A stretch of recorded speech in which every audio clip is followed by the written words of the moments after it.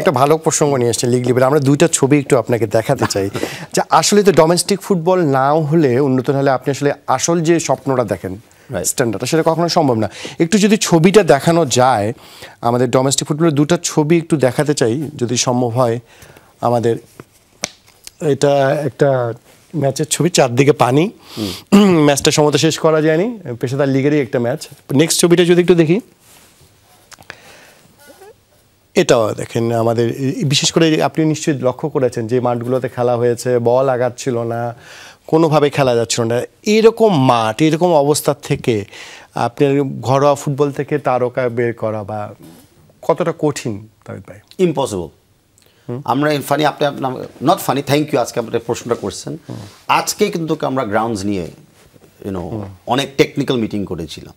আমরা লক্ষ্য করেছিলাম যে বিকজ অফ পোর ইনফ্রাস্ট্রাকচার ক্রমাগতভাবে কিন্তু আমাদের লিগের কোয়ালিটি কিন্তু কমে যাচ্ছে।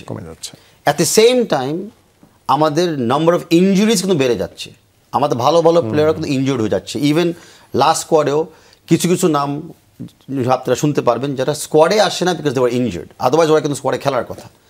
তো আমরা খুবই চিন্তিত অ্যান্ড আমরা ডেফিনেটলি এখন প্ল্যান করতেছি যে এই লিগটা শেষ হলে উইচ ইজ নেক্সট উইকে শেষ হয়ে যাবে, আমরা কত দ্রুত অ্যাটলিস্ট দুইটা বা তিনটা ভেন্যুকে একটা ইন্টারন্যাশনাল লেভেলে আমরা আনতে পারি। তার জন্য আমরা কিন্তু অলরেডি ইন্ডিয়ার থেকেও একটা এই যে কিউরেটর কোম্পানিকেও কিন্তু কন্ট্যাক্ট করেছিলাম যে তারা এসে আমাদেরকে হেল্প করতে পারে কি না। আমরা থাইল্যান্ড থেকেও কিন্তু একটা ফিল্ড ডেভেলপমেন্ট কোম্পানির সাথে কন্ট্যাক্ট করেছিলাম। তা আমরা এখন কিন্তু ইন্টারন্যাশনাল কনসালটেন্টসকে আনতেছি অ্যাটলিস্ট দুই তিনটা ভেন্যুকে ঠিক করার জন্য। In the meantime we are grateful যে ঢাকা স্টেডিয়াম ঠিক হয়ে যাচ্ছে অ্যান্ড কমলাপুরে হয়তো টার্ফটা বসে যাবে এই এক মাস, তাহলে আমরা মোটামুটি ইউজেবল কিছু ভেন্যু পাবো।